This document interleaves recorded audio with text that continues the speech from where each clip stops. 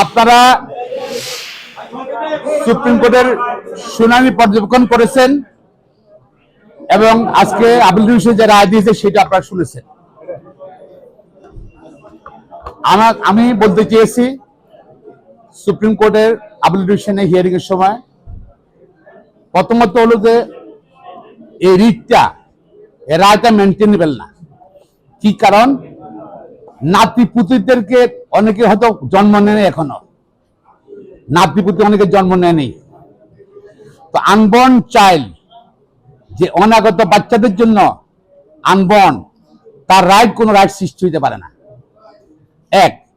দুই, রাষ্ট্রের policy matter, স্টেটের এক্সিকিউটিভ নির্বাহী বিভাগের policy matter according to the constitution. নির্বাহী বিভাগে আদালত হস্তক্ষেপ করতে পারে না। সুপ্রিম কোর্টের আইনের ব্যাখ্যা দিতে পারে interpretation of the constitution, interpretation of the law, কিন্তু সরকারকে নির্দেশ দিতে পারে না এখানে এই কোটা রাখো, এখানে এই কোটা রাখো না। যেমন জাজমেন্টও আছে, অনেক জাজমেন্ট আছে। আমার বক্তব্য ছিল এটা এই রায় বাতিলযোগ্য, সঙ্গে সঙ্গে এই রায় বাতিলযোগ্য, যেহেতু পলিসি রাষ্ট্র নির্বাহী বিভাগের ব্যাপারে এটা। আর যিনি মামলা করছে তিনি আনবর্ন চাইল্ডের রাইট নিয়ে মামলা করেছে। আচ্ছা, বলতেছি আমি এটা বলেছি আজকে একটা বিশেষ পরিস্থিতিতে আজকের এই সুপ্রিম কোর্টের এই বিচার কার্য চলেছে। সারা দেশে সাধারণ ছুটি, কারফিউ চলতেছে। এর মধ্যে সুপ্রিম কোর্ট আজকে বসেছে জাতীয় গুরুত্বপূর্ণ ইস্যু নিয়ে।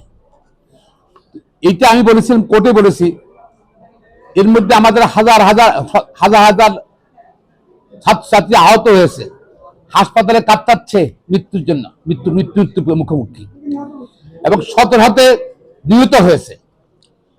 সরকার কেন, আমি এটা বলেছি কোর্টে, সরকার কেন আরো আগে এই সিদ্ধান্তটা করলেন না?